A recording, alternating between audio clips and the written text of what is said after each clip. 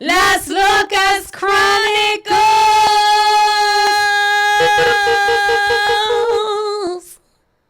Okay. Yes. I feel like this was a whole production. It was. By the way, guys, do you notice anything different about me? We have the stylist Alexa who wants to do my hair. So if you're wondering why it looks a little different, I think that's the reason. Change is great. She loves change. I love it. And she knows She that does I will not. do the same, eat the same thing, wear the same style All the time. for years and years and years. Yes. I love uniforms. Uniforms are having the same cut style in different colors. Right. I'm for it. And But I I'm feel so like against people it. are wearing uniforms again. Like they're wearing those loungewear, like the loungewear shirt with the loungewear pants. I love like different styles, and I could be in the morning, I could be a little Boo. 80s, a little hood. Okay. And then at night, elegance and fun. Right. I enjoy that. That's a lot. I enjoy it all. Yeah. That's a lot of brain power for me. I enjoy it. I don't want to think about it. I'm like, every pant better match every shirt. But you can still have fun and do that at the same time. Like, you see these amazing pants? Those are amazing. These pants, you could put it with this cardigan. You could put it with a whole, but it levels it up. Yeah. But it levels it up. Those jeans are nice. Thank you. No, I mean, they don't fit me, but they are very nice. Why? You not even tried. We'll try them on you later. She just wants to laugh. Look at her. I would never laugh. You know that. I never. When have I ever laughed at you? I mean, I have laughed at you. This is the truth. This is, you heard it. That's what this podcast is about. You hear it here first, y'all. You hear it here first. Listen, we are having such a great time. We've been recording here. Yeah, we've been recording. And it has been tiring. It's exhausting. Every episode feels like a therapy session. Facts. And you almost need time to recuperate after every one. Yes. So we can't do like two heavy ones, one after another. Right. It has to be, one heavy, one light. Yes. And not to say like that the lighthearted don't have content. But yeah, I agree. You cannot it's a lot. fully just like give into all the emotion, because then our days will be cut short for real. Yeah. So we try to do as much as we can. We've been recording 2, 3, 4 in one day. That's a lot. And because we are being consistent with the goal. And also we have a short amount of time that we're together. Right. And we haven't had, when was the last time we were together where we were even able to record? It was in Corpus. Right. And that was 3 months ago, maybe? Yeah, like 2 months and a half ago for sure. Right. And we were only able to do one? Yeah. One. Yeah, just one, and just a little content here and there. I think the last time that we were actually together to record was months ago. Like maybe March. Right. And so we had this whole plan, and we had done so well. And we had videos in reserves, and we had 4 months when we started. We had reserves. In reserves, 4 or 5 months. Yeah. Like, we were doing so well. And one day I called Jess and I'm like, girl, I'm down to the last 3 episodes that we have. Yeah. And that's how fast this has gone. That's how fast. Yeah. And now we're in season 3. We are doing our best to keep ahead, and sometimes we have to go live just so that we can have content to be able to share with everybody. Go live, pre-record. It's a lot, especially since she's one place in the country. I can be in a completely another place. She's traveling. Sometimes she's in 3 places in 1 week. Yeah. And it's just hard to kind of settle and put up the camera, and it's a lot.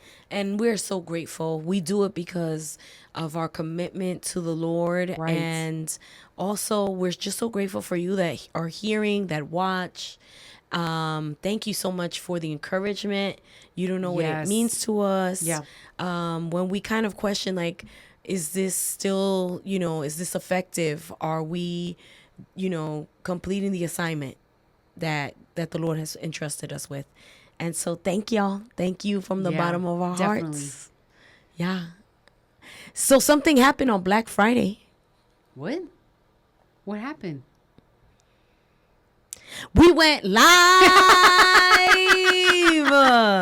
Come on, everybody. Go to LasLocasChronicles.com. Listen, all I'm saying is this. I feel like my life was threatened.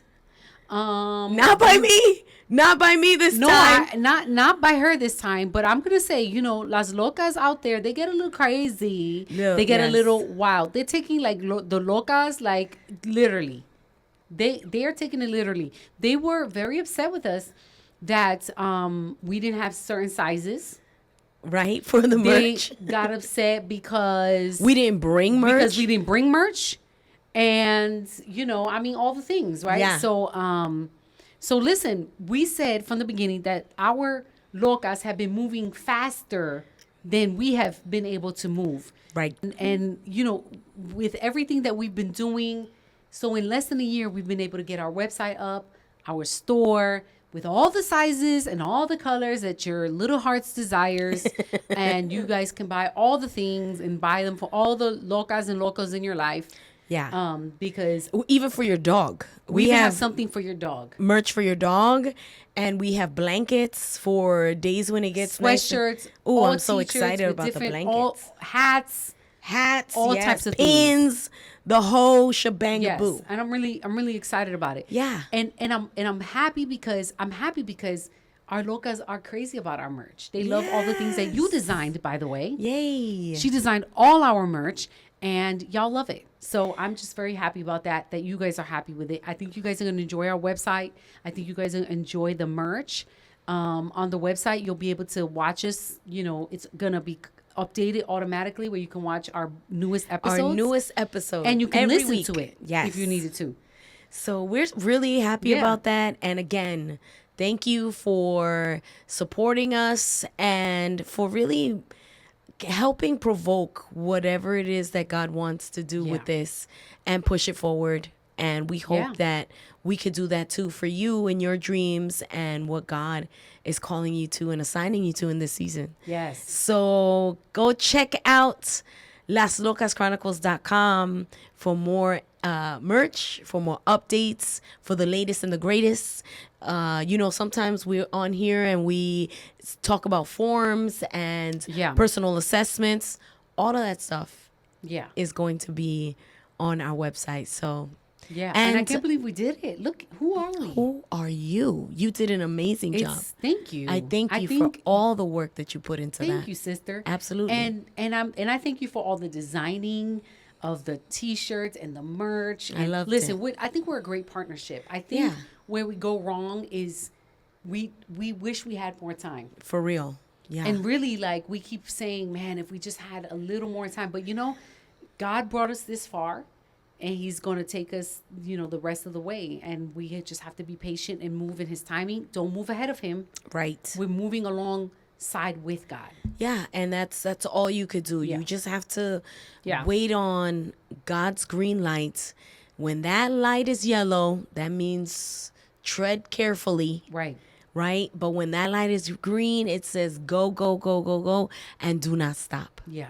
And that's what I feel. We're on that green light, the go, go, go, go, go. Yeah. And we're excited. We're excited about the journey.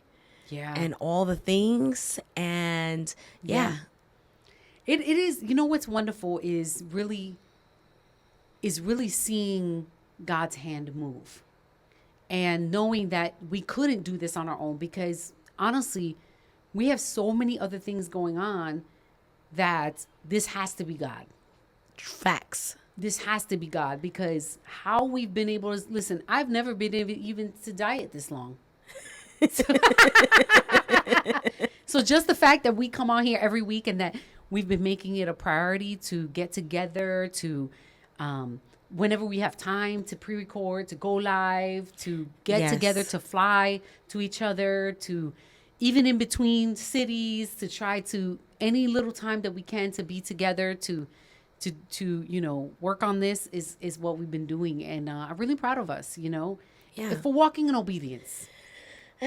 Excuse me. Yes, we are walking in obedience. Walking in obedience. That's right. And it's so important that, you know, I just, we always say it at least, you know, once or twice, the importance of walking in obedience and just allowing that obedience to catch up to God's purpose. Yes. Right? Yes. And this is that journey. Many of you right now are you're sitting on something, you know, you're sitting on something great and you don't know how to start, or you put it off till tomorrow. Yes. And, you know, sometimes that we are our greatest enemy.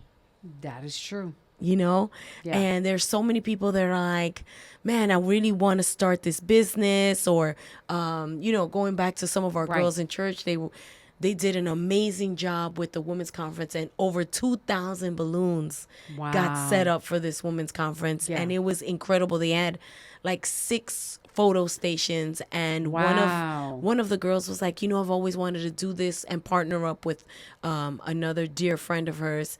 And I said, well, let's sit down and talk about it, because it's not enough to say it. That's right. You have to plan for it. Yes. You have to plan for it. Planning, preparation, and action.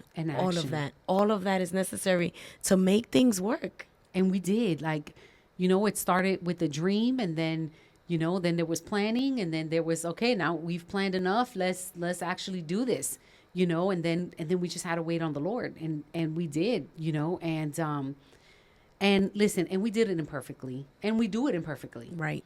And I don't even think it bothers us anymore. It really, okay, so tell them what you said yesterday about, like, I feel like in this season, we don't care. Yes. So in the beginning. So in the beginning, we would, we were like really, you know, concerned about the way we look and the makeup and the clothes, and because we're like, oh, you know, we want to make sure we look good and everything else. Presentable. That still stands. We want to be presentable because we're a representation of our Lord. Yes. She looks great. So anyway, so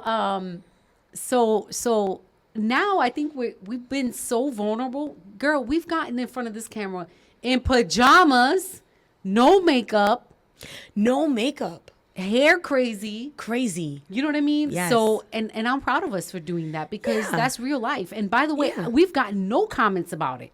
Like, no one has said a word like, oh my God, what are you doing? No one has said anything. You know why? Because ladies, y'all know, you wake up, you're tired. Sometimes we don't want to put makeup on. This is who we are. We want to be in our pajamas all day. That's right. And it's our prerogative to do so. Yeah. And yeah, like I landed and I was in my traveling gear and we did a recording, and that's where Jessica was like, you know what? I'm so proud of us that we don't care. And you know what? There comes a time in your life where you're going to have to stop caring what people say. Exactly. And that's where we're going today. Yeah. Why have you held back? Why have you held yourself back? Because of the fear of what others are going to say. Like you have already had premonitions of what they're going to, how people are going to react, what they're going to say about you. Why are we living our life that God gave us in the fear of man? Yeah, that's good. When we do that, ultimately what's happening is that we just allow people to control us. We're done. Guys, thank you for joining us. That's it. That's all I got. Whoa! Listen. Yeah, but it's true, right? It's true. Like, we become puppets. We become puppets, and they're like the puppeteer. Like the what is that called? Not a ventriloquist, but it's, yes, the puppeteer. The it starts with an M. Marionetta? No. Yes. So here we are. So we're gonna label this like Pinocchio or something. I don't know. Let's talk about how we cannot allow ourselves to be controlled by anything other than the Holy Spirit. Marionettist. Yes. Wow. Listen, we just learned a new word. That's right. Yes. What was your question? So, okay, marionettes. What is the definition? Okay, hold on a second. It says control string puppets. That's exactly what happens when we give weight to somebody's opinion that really has no stake in our life whatsoever. They have no, I don't want to say no value, because everybody has some type of value in your life. But at the end of the day, like, if you're not supporting me, if you're not a person that's in my inner circle, if you're not a person who encourages me, if you're not a person who prays for me, then really what you think about me is really none of my concern. That's between you and God. You know, Because there's only one person that I care about, that, you know, that whose opinion matters of me, and that's the Lord. You know, I'm thinking now, all these times that I've had people sit in the chair of my office or everything, and they are truly concerned about how others have influenced or are still influencing their life, and they're not free to live in the plans, in the hopes, in the dreams that they have for themselves. Because sometimes, you know, and this is toxic, right? When you are waking up every day under some kind of, I don't want to say spell, but under someone else's like control, you know, where you fear what a certain person is going to do to you, or you know, you don't know how to react or respond. And you're always thinking of, well, what can I say and how can I say this in a way that they're going to agree with me? That's not freedom.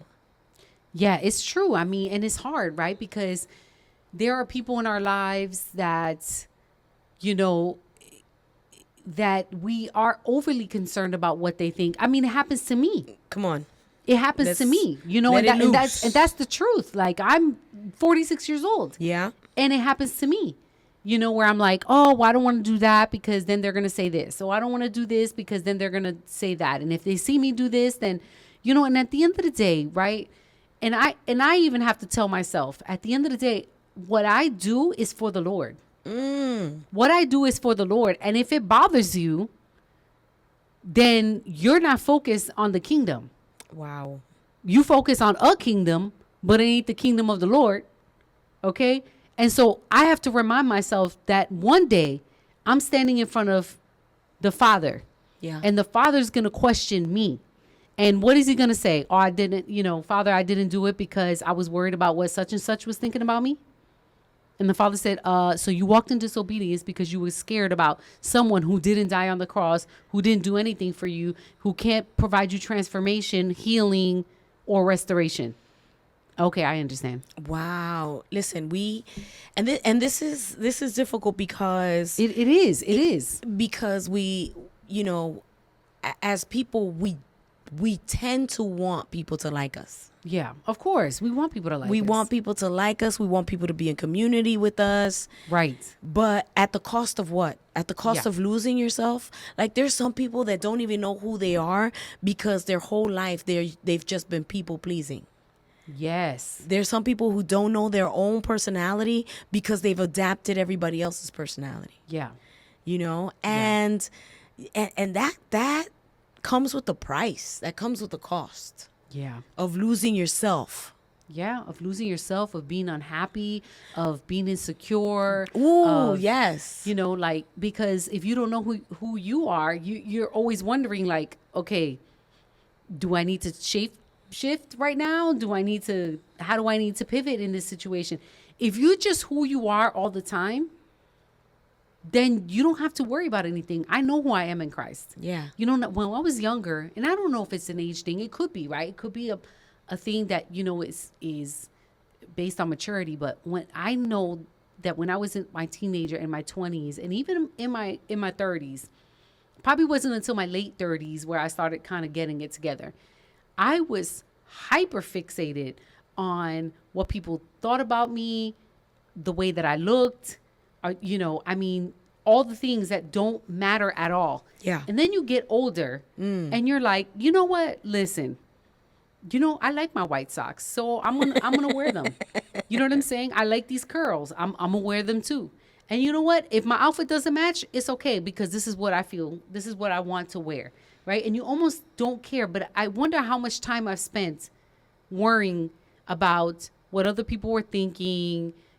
Changing, my plans, changing my ideas to fit the ideas of other people, including my family members. And I was just going to say that. Now, this is where the conversation gets a little heated. Yeah. Okay? Because most of the people that I've had to counsel are people that live in an environment where their parents are manipulating their lives. Oh. And that's hard. And this is where it gets difficult. That's hard. Where I got to get in position for this one. Right. Where in many cases the person is now married and the mother is trying to control how that marriage, how that household is working. Yes. And so there's a conflict between man and wife. Yeah. Because there's a third party and the third party is not the Lord. Right. This is not a throuple. And right. But here's the other scenario to this. The mother's divorced. But she's trying to control how this marriage is flowing and going. Yeah. And be it the daughter feels like my husband should understand that's my mom. Yeah. And he should not make me or have me choose between the two. Yeah, that's hard because it's not really choosing. You're not choosing. There is no choice to be made. And first of all, I mean, and in reality, you did make a choice when you put a ring on it. Period. To make your wife your number one. Your wife or your husband. Your wife or your husband number one. Right. You know what I mean? So really, in reality, that is the choice. Right. That is the choice. It is the choice. I agree with you. And so... but how do you work in an environment where you have a third party? Yeah. Here's the thing, right? You know this. It takes a lot of communication with your spouse to decide what boundaries are going to be in place so that your family can be healthy. Right. And those are hard conversations. And this is why, let me tell you, my daughter and I, when you parent, she's 23. As your child grows older, you parent in a different way as they get older.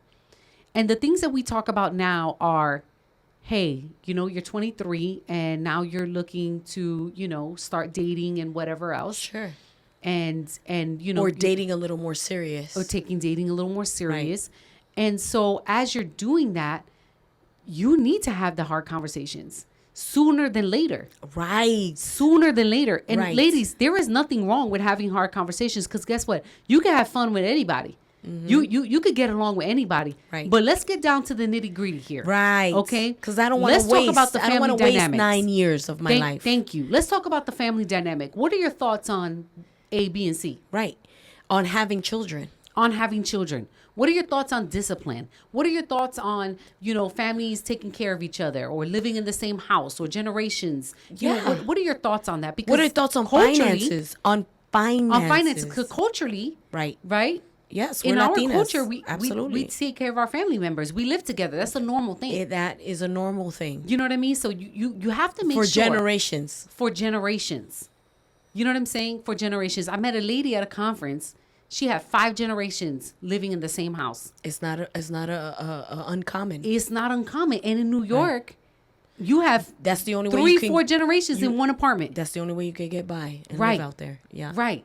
So these are questions that you have to ask. Yeah. What are your thoughts on education? What are your thoughts on, church? What are your thoughts on community? 100%. What are your thoughts on tithing? What are your thoughts on, like you said earlier, finances? What are your thoughts on living in an apartment versus living in a home? Right. Listen, because you need to have all the questions. We said at the same time. Every time, because it will be a problem later. it will be a problem later. That's right. Because what's here cute you right have, now will be a problem later. You can have this dream of having a dream home, right? Of having, the backyard, the white picket fence, but the man that you are seeing or whatever, and you're getting serious, he could care less about that. Right. He wants a condo in the city. Right. And he wants to spend, $95,000 on a car, but he won't spend $95,000 on a down payment on a house. And that's real. Right. I told Jessica all the time, and we've said this for many years, being in love only gets you so far. It really, what's love got to do with it? Come on. It's the truth. Like, love is beautiful. Don't get it. I am a hopeless romantic. Are you a hopeless romantic? No. I am a hopeless romantic. I forget it. I love love. I love it. She loves it. I want to swoon. You are a very romantic person. I am. I love the warmth. I love the feeling. I just want someone to look in my eyes and tell me I'm beautiful. Like, that's the dream, right? Yeah. But that can only get you so far, and that's not going to pay the bills. Right. Correct. And here's the thing, like, I tell young ladies this all the time. The person you marry is going to make or break you in your ministry and your calling. You have a dream. Or vice versa. Or vice versa. Let me tell you something. Yeah, whoever it is. The saddest day for me when you see a man that's called by God. Oh, yes. That has the anointing by the Father, that was chosen from within the womb of his mother to do great things in the kingdom of God here on earth. Yeah. And he marries Delilah. And all of a sudden, because he loves her, he's no longer preaching, teaching, serving, nothing, because she's like, okay, that's it. Church is over. Let's go. I'll be waiting for you in the car. Right. Right. Which, by the way, like, the worst thing is to be with someone who doesn't support you in God's calling over your life. Period. You know what I'm saying? Yeah. And I'm going to tell you the saddest thing. The saddest thing is for you to be 75, 80 years old and thinking about all the things that God could have done in your life, but it didn't happen because you didn't marry the right person.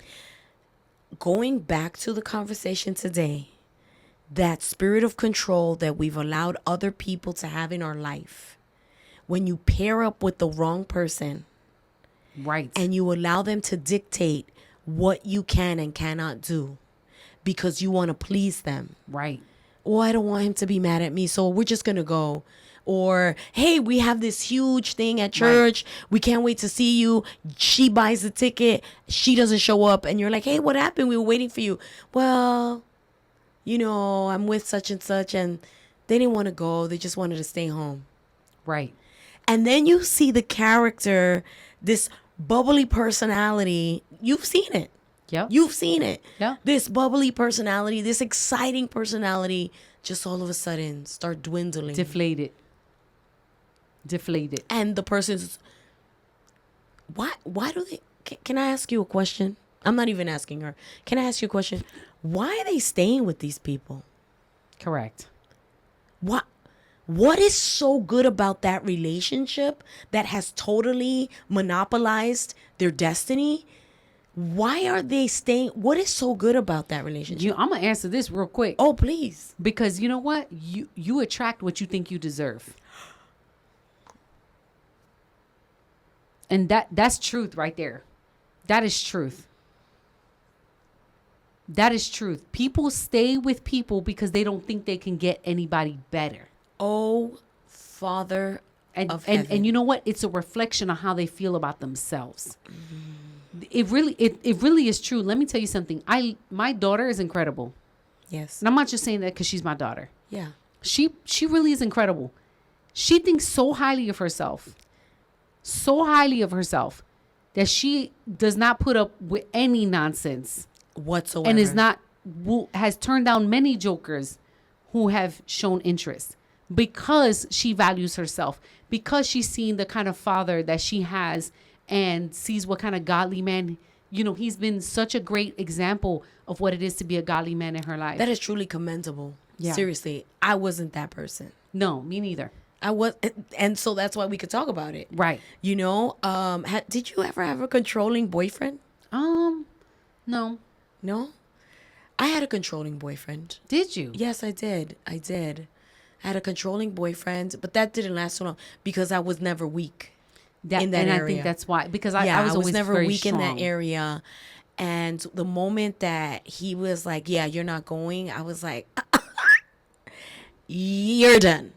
Done. You're done. You're done. Yeah, and I didn't stand for that, and I mean I'm glad that I wasn't weak in the sense, but you know you think about Jay, Yeah. you think about, and we're talking of course about relationships, but we are controlled by people in the workplace. 100%. We're controlled by, you know, sometimes we're even controlled about from the cashier in Walmart. Like, you know, she has a bad attitude and we feel like we don't want to bother her. We're scared. What are we so afraid of? Yeah. Do we not carry that worth that you're talking about? Yeah. Do we truly feel that small that we allow just anyone to come bully and govern our thoughts? That's good. Govern is a good word. Govern is a good word because it's true. They want to, you know, control aspects of your life. They want to control your behavior, manipulate the situation, you know, and ultimately, look, here's the thing too. There's sometimes we allow people to control us and the other person has no part in this whatsoever. It's just because you don't know what your own value is. So you look to somebody else and they're like, why are you changing your life for me? Right. They're like, and then someone else asks, well, why isn't she doing that? I don't know. She could do whatever she wants. Right. Because you put all your value into somebody else and they're like, I'm not even, what are we doing? Yeah. You know, and I just think that really all has to do with identity, you know, knowing who we are in Christ, knowing whose we are, you know, knowing that our character and integrity are built from our relationship with God, you know, and not necessarily, you know, the people around us. You know, I mean, it's so much, you know, it really is so much, you know. Yeah. And it's hard. But again, I really feel like it all comes through with us spending time with the Lord. And the more time we spend with the Lord, the more revelation comes of who we are. 100%. And you know, and that's the thing. If we really want to know who we are, we need to know who he is. That's it. You know, and that's number one. That's where a lot of us fall short, right? Right. That's where a lot of us fall short, and that leaves windows and gaps open for everybody else to fill it. Right. And then we become someone that is unrecognizable. Right. We say things, we sound like everybody else. Yeah. You know, like one of my biggest pet peeves is the influencers started saying obsessed. Have you heard that? Yes. And now I'm so obsessed with that. I'm obsessed. Are you really obsessed? Are you obsessed? Like, do you even know like the intensity that is? Like, yeah. How can you be obsessed with a cheese doodle? I don't understand. Yeah, literally. Like, I'm obsessed. Jessica, obsessed. I'm obsessed with this. I'm upset. So, you know, and all of a sudden and I am pretty direct. Like when I speak to my beautiful niece and I see her following, you know, like the trends, and you know, we were all young once. Yeah. And I tell her all the time, like, talk to me like you. I don't want to hear them. Yeah. I want to hear you. Yeah. Well, this is how I talk. Okay. No. Talk to me like you. Because you didn't grow up in Queens. You grew up in Long Island. Yeah. You know what I mean? Yeah. Like, yeah, it's hard, right? It's hard. It is hard. Especially when they're so young, because we did that. You know, you want to, you know, be trendy and you want to sound cool and, you know, you want people to like you and you want to fit in. And as we get older, the beauty about getting older is realizing that God never called us to fit in. God actually calls us to stand out. Right. And really, the enemy wants us to fit in because he wants us to be basic. He wants us to be a wallflower. Oh, you know what I mean? When you said God does not want you to be basic. I love he that. Doesn't, he doesn't, because there's nothing basic about God. There really is nothing basic about God. Jesus didn't come to blend in. The name of this. Think about that. Jesus didn't come to blend in. You know how I know this? Stop being basic. This is how I know that Jesus didn't come to blend in. So Jesus goes. Let's go. Jesus goes and it's Sabbath. My man loved to turn it up on Sabbath. It's Sabbath. To turn it he up knows on Sabbath. what he was not supposed to do on Sabbath according to the law, right? He knows that he wasn't supposed to work on Sabbath. He's like, but you know what? He's like, I'm going to heal on Sabbath. Jesus knew that the Pharisees were watching him all the time. All the time. And he kept doing things that were challenging their whole belief system. If he wanted to fit in, he would have done everything that the Pharisees wanted him to do. But Jesus didn't want to fit in. He was like, I'm going to test your whole belief system on Sabbath and actually what it means to rest. Because what I'm telling you right now is that the soul and the salvation of a person is more important than Sabbath. That our salvation even supersedes that. Jesus did not come in to blend in. Jesus came to challenge the system. So as you're talking about that, I'm like, okay, we're going to go there. So let me flip it a little bit, right? Because what we're talking about, like the table, I would with the quickness. But here we go on a day that we have 4 friends and 1 paralyzed man. Okay, same day. We're not supposed to be doing this stuff, Jesus, right? Yeah.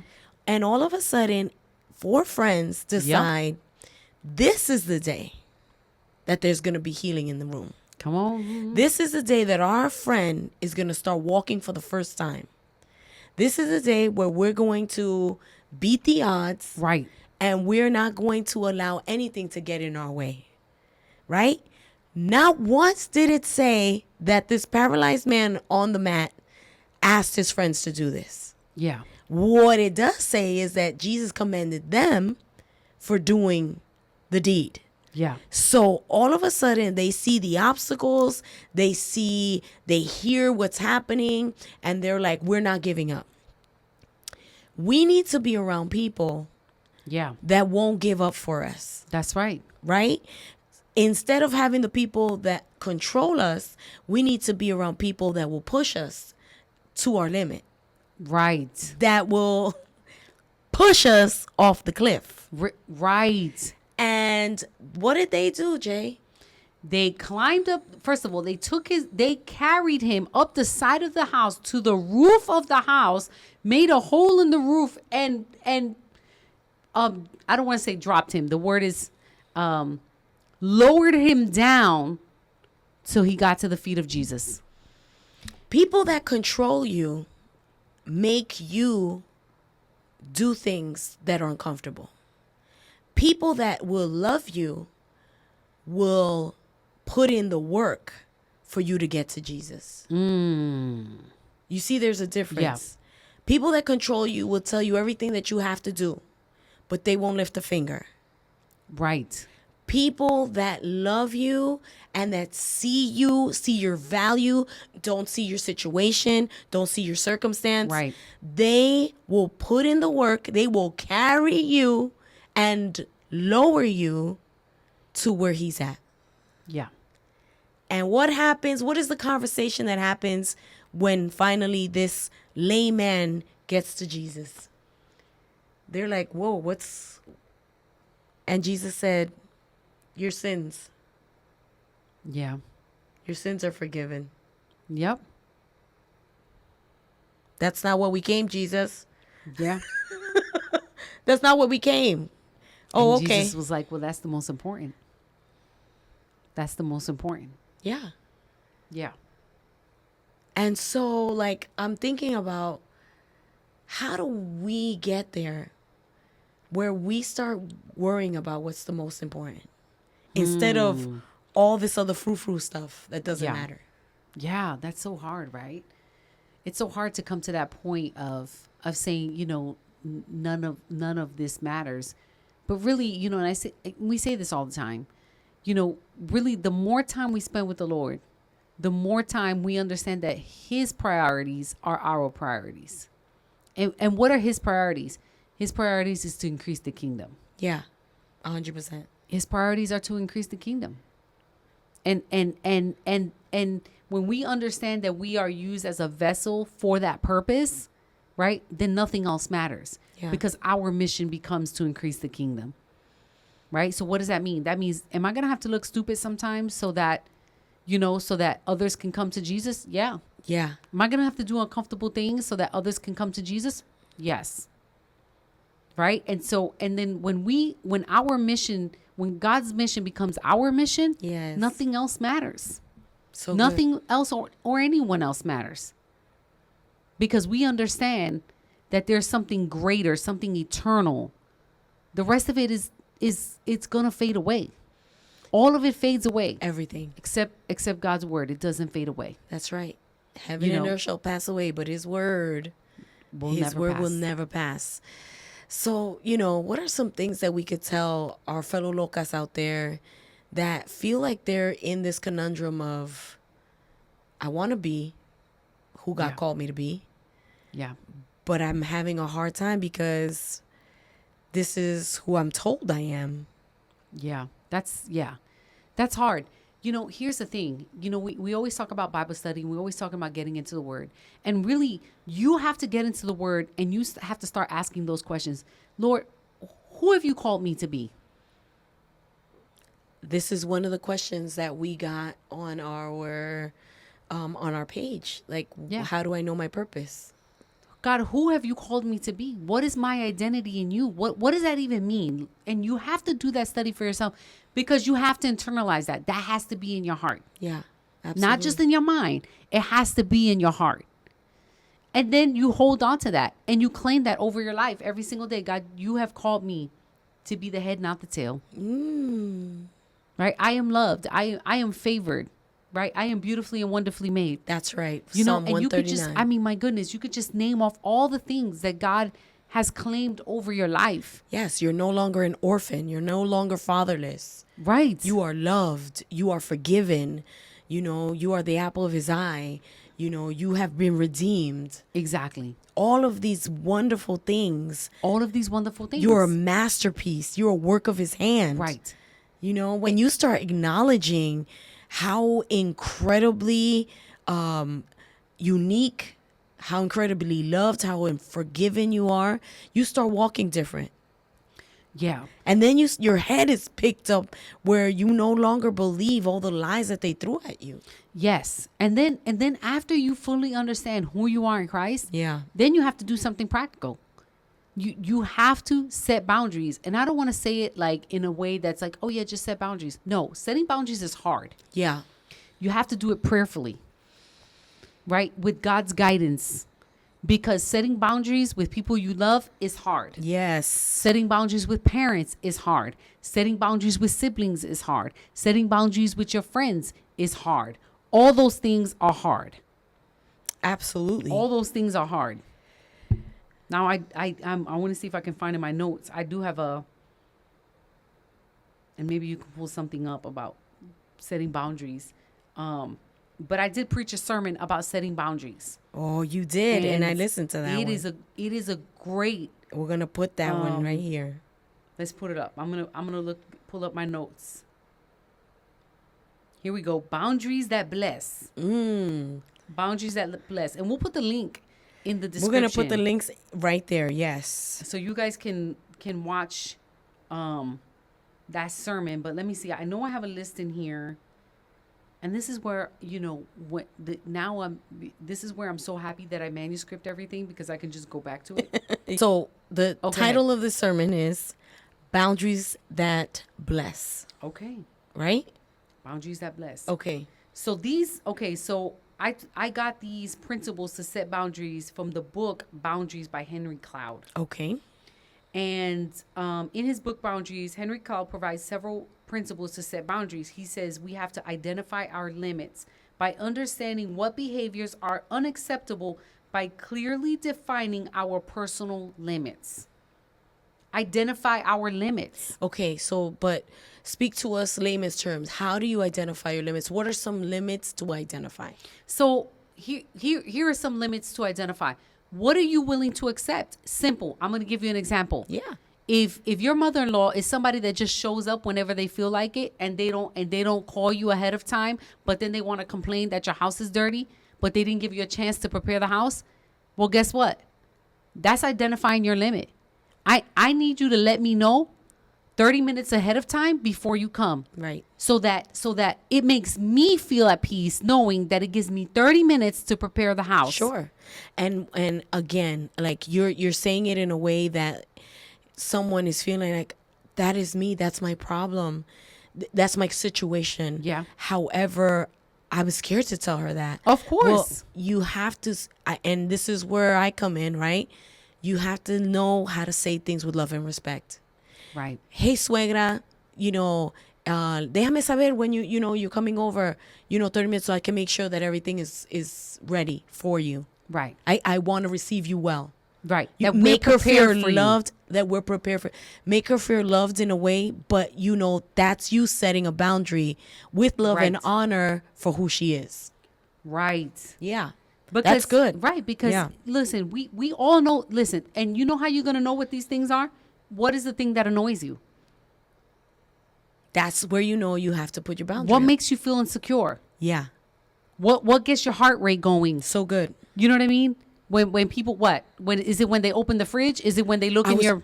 Before the presence of the Lord, I was going to tell you, one of my things that drives me nuts is, and I don't know if I've ever said that to you or this week. Didn't I tell you this? No.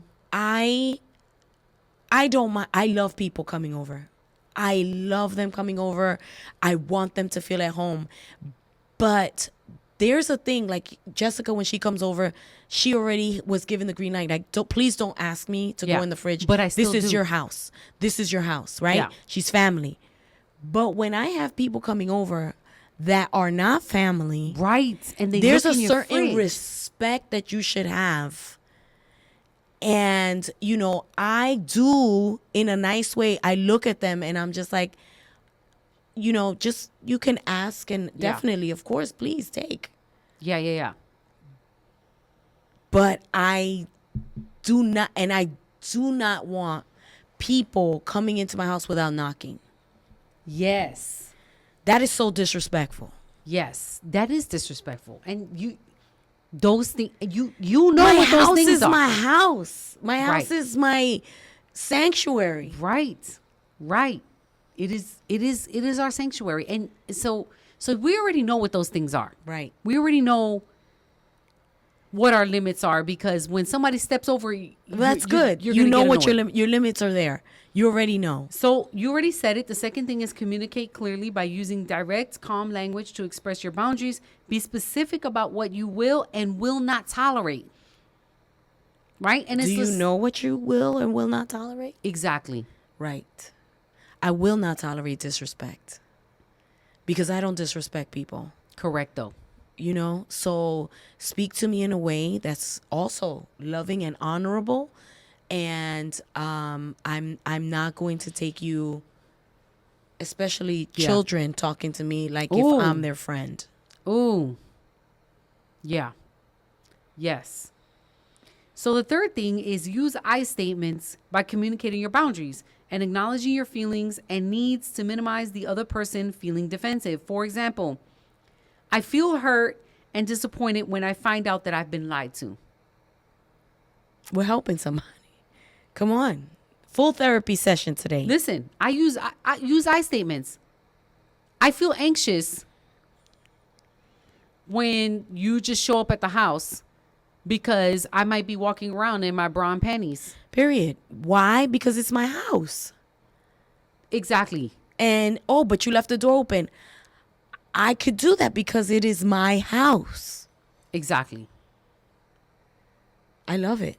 And there's nothing wrong with saying, right? You're not telling them, you're not making it about them. Well, you this and you make me feel anxious. No, I feel anxious. I feel anxious when people come. Yes. And just barge in. Exactly. Right. Or open my fridge. that had been in my house for 3.2 seconds. Right. Exactly. Period. Number 4, stay firm and consistent by maintaining your boundaries consistently. Don't give up or give into pressure. I'm going to say this one is hard because it's kind of like when you decide to punish your kids and the punishment actually is more work for you than it is for them. Immediately I thought of the nanny. As you said that, because this is like a primal rule. Like, you have to be consistent. You have to be consistent. If 1 month passes by, you think that they learned their lesson. No, they have not learned their lesson. Because people who don't have boundaries will test your boundaries. Always and consistently. So, they might see that you're consistent from the minute you let up. They're going to come back. And they're going to test to see if you're going to say something about it. Then one day, instead of giving you 30 minutes, they're going to give you 15 minutes. And if you don't say anything, the next time they're going to call you 10 minutes ahead of time. And then by the time you know it, they're just showing up again at the door because you never said anything. Wow. They're like children with a line. Don't cross that line. What do you mean don't cross the line? Right. And they got their finger in their and their toe there. Yes. By the time you know it, they done ran past the line. Right. Okay? Right. Okay. So number 5, limit exposure by reducing how much time you spend with the toxic individuals, when possible, by creating physical or emotional distance. And here's the thing. There are moments where, yes, you need to create boundaries. There are moments where you need to create space. Oh, that's so good. That's so good. You know what I mean? And what I mean by this is that, you know what? We're going to create space and time. You're not going to get a lot of my time, right? If you want your mother-in-law to call you 30 minutes before, how many times a week are they allowed to come over? This is a hard conversation. Because I'm sorry, I don't need you in my house every day. Some people like that. Some people like that, and that's okay. Right. It's whatever you is about decide your on. Limits. This is about you. Like, I can tolerate you once a week. Right. And you know what? There are people in my life that I can't even tolerate that much. You have to know what your personal limit is. Yeah. Yeah. You know, you have to know. Number 6, seek support by surrounding yourself with supportive friends, family, and mental health professionals who respect your boundaries and encourage you. Right? Like, I know Alexa's going to be like, girl, did you let them come over again? Did they call you? She's going to hold me accountable. I hold her accountable. Like, well, what did you say? Right. You know, and sometimes she'll be like, I just didn't say anything. Well, why not? I don't want to fight. I don't want to argue. Right. And I'm like, it's not about a fight or argue. Because now you're in a bad place, and now you're going to be in a bad place for 4 days where you could have avoided that. Right. You know, I'm all about the confrontation. Confrontation is not a bad word. Right. It's simply a way to engage in conversation, to be able to express the I, and to come to a resolve so that you don't get back to it again. Right. And some people are probably saying, well, I don't have any friends like that. Well, you know what? You can pay a friend. It's called a therapist. You can pay them to hold you accountable. So good. And they will. That's why we have professionals. Right. So that they can help us. We agree. We agree to the professional help. Right. Number 7, practice self-care by engaging in activities that cultivate physical, emotional, and spiritual health. And what does that mean? That you're just taking out time for yourself. You're focusing on your spiritual life. It's okay for you to have private time. It really is. Yeah. It's okay for you to lock yourself in your bathroom because your kids are banging at the door, and you just need to pray in there and go, Jesus, give me strength right now. Yeah. You know what I'm saying? Like, it's okay to drive without the radio on because you just want to focus on Jesus. You know what I mean? Like, those things are okay. You know, it's okay to go outside for a walk and do a prayer walk at the same time. You know, it's okay not to be around certain people so we can focus on our emotional health. It's okay to go and do some window shopping because that'll just help you get the frustration out and makes you feel better for an hour, and then you come back and then you regroup and you're good. Okay, yes. Number 8, be prepared for pushback and understand that toxic people may resist or test your boundaries. Stay firm in maintaining and protecting your peace. And here's the thing. When the people start throwing a tantrum, because that's what happens, they start throwing tantrums, then you know that you made the right decision for setting those boundaries in the first place. Yeah. That's it. That's just confirmation. Number 9, when you know when to walk away. If someone continuously violates your boundaries despite all your efforts, it may be necessary to limit or end the relationship. And that's hard. And the reality is that there are people in our lives that will never respect boundaries. I have people like that. Do I have people like that? No, I think they're gone. Yeah. I have people like that, and they're related to me. Yeah. That's harder. It's hard. Right. I have serious boundaries with these people. Right. Serious boundaries. Yeah. Like, you can text me, I don't want to talk to you. And I'm not visiting you either. And that's the truth. Yeah. Because some people are so toxic that will never respect your boundaries because they don't respect you. And ultimately, I mean, we're not going to get into it today. It's because they don't have respect for themselves. That's right. The last one, number 10, is rely on spiritual guidance by seeking wisdom and strength through prayer and other spiritual disciplines, asking for guidance in setting and maintaining healthy boundaries. Listen, the truth of the matter is the only one that knows you in your totality and what you could be is the Lord, because he formed you. He created you. And when we give other people the authority to rule or govern, we said we like that word govern, to govern our minds, to govern our spirit, because there are even people that are going to try to tell you how you should walk this with the Lord. Right. When God's like, hey, it's a relationship with me and her. How did you get in here? Right. You don't know how I want to deal with her the way I want to deal with her. Right. You don't know what I want to do with her. You want her to be a missionary. I want her to be an evangelist, or I want her to be a teacher. And you're pulling her in this direction. You're telling her this is her calling when you're not me. Right. Right. And so we need to just kind of be very careful and do the questions. What are the limits? What are my personal limits? What is it that God wants me to do? The question of, I don't know what my purpose is. Well, because you haven't asked the one that created the purpose for you. Yeah. He will always answer. Yeah. And I guarantee you, because it's a story of our life, if you ask him and if you're seeking him and if you're connected to him, whatever you're doing right now in your life is in preparation to that. That's right. It may not look like it, but it is the training. It is. To where you're going. Just stay the course with him. That's right. That's right. Listen, and if you're like, wow, we went through this list really fast, just get the book Boundaries by Henry Cloud. Yeah. And that way you can read the book over and over again as many times as you need to, so that you can learn this process, because it really is going to help you really focus on what God needs you to do, set the boundaries so that you can set yourself up to be able to focus on the mission that God has for us, which is to add people to the kingdom. Yeah. Right. And when we set our minds and our hearts on that, nothing people say or do is going to matter to us. Yes. Because the only opinion that's going to matter is the opinion of the Father. Well, this was hard. This was hard.